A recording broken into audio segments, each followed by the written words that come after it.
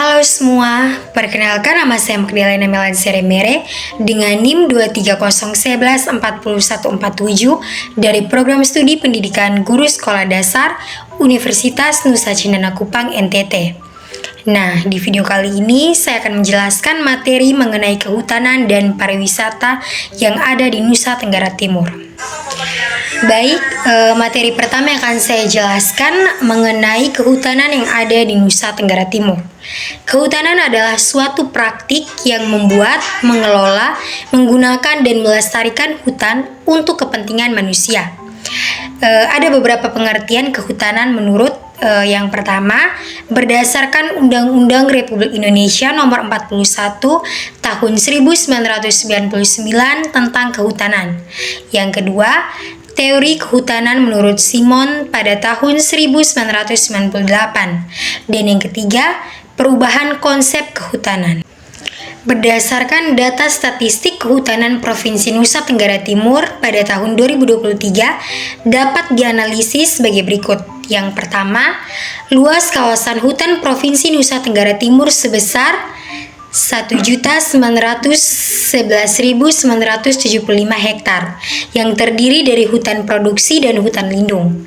Yang kedua, luas tutupan hutan Provinsi Nusa Tenggara Timur sebesar 1.673.910 hektar yang terdiri dari hutan alam primer dan hutan tanaman industri. Dan yang ketiga, produksi hasil hutan bukan kayu atau HHBK Provinsi Nusa Tenggara Timur sebesar 1,5 triliun, yang dimana terdiri dari rotan, daun lontar, dan kayu gaharu. Ada beberapa jenis hutan di Nusa Tenggara Timur, yaitu sebagai berikut. Yang pertama, hutan lindung, di mana hutan lindung adalah hutan yang dilindungi keberadaannya karena bermanfaat dalam menjaga ekosistem. Penetapan kawasan hutan menjadi hutan lindung didasari oleh fungsi hutan sebagai penyedia cadangan air bersih, penahanan erosi, habitat flora dan fauna, serta fungsi lainnya. Contoh hutan lindung yang berada di Nusa Tenggara Timur yaitu hutan lindung Egon Ilin Medo, hutan lindung Camplong, hutan lindung SM Kateri, hutan lindung Cagar Alam Mutis Timau. Yang berikut, hutan produksi di NTT. Hutan produksi merupakan kawasan hutan guna produksi hasil hutan untuk memenuhi keperluan masyarakat pada umumnya, khususnya untuk pembangunan industri dan ekspor. Dalam satu kawasan hanya terdapat satu jenis tanaman atau pohon, contohnya hutan karet maupun hutan jati. Beberapa contoh hutan produksi di NTT yaitu hutan jati nenuk dan hutan produksi terbatas atau HPT. Yang berikut, hutan tutupan di NTT. Hutan tutupan sebagai area lahan yang ditutupi oleh pohon-pohon dengan tutupan kanopi pada bagian atas hutan yang ditutupi oleh daun, ranting, dan cabang-cabang pohon yang saling bertautan membentuk lapisan penutup yang rapat di atas permukaan hutan yang relatif rapat, sehingga cahaya matahari tidak mencapai permukaan tanah secara langsung di bawahnya. Hutan tutupan ini biasanya terdiri dari berbagai tingkatan vegetasi, dari lapisan pohon utama hingga lapisan semak, tumbuhan merambat, dan tanaman di lantai hutan. Dan tutupan ini terdiri atas hutan primer dan hutan tanaman industri.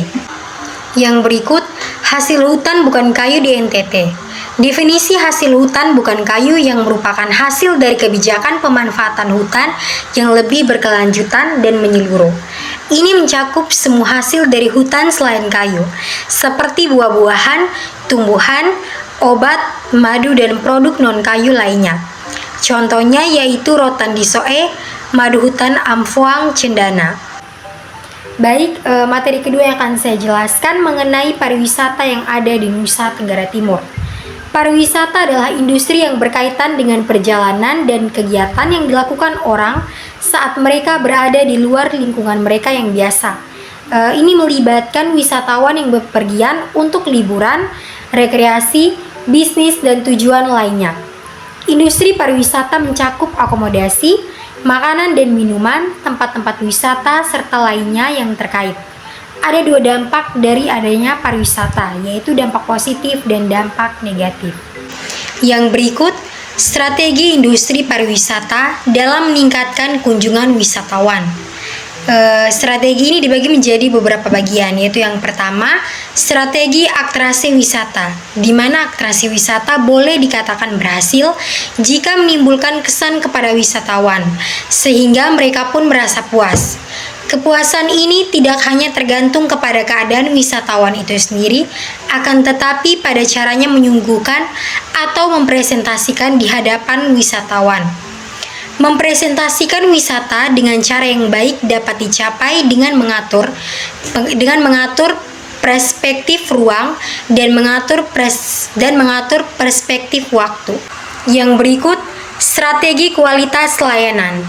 Pelayanan yang unggul adalah suatu sikap atau cara karyawan dalam melayani konsumen serta memuaskannya.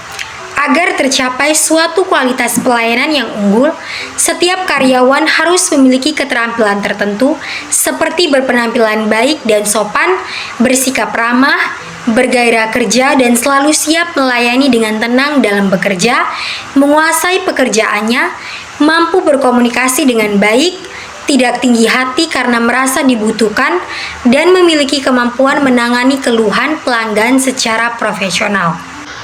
Yang berikut, strategi sumber daya manusia. Figur atau sosok sumber daya manusia pada abad 21 adalah manusia-manusia yang memiliki kualifikasi sebagai berikut. Memiliki wawasan pengetahuan, keterampilan, dan sikap atau perilaku. Memiliki disiplin kerja, dedikasi, dan loyalitas yang tinggi terhadap pekerjaan. Memiliki rasa tanggung jawab dan pengertian atau pemahaman yang mendalam terhadap tugas dan kewajibannya. Yang berikut, produksi industri pariwisata adalah jasa.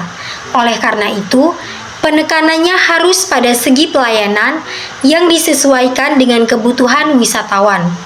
Dalam industri pariwisata, kualitas pelayanan merupakan indikator utama yang menunjukkan tingkat profesionalnya.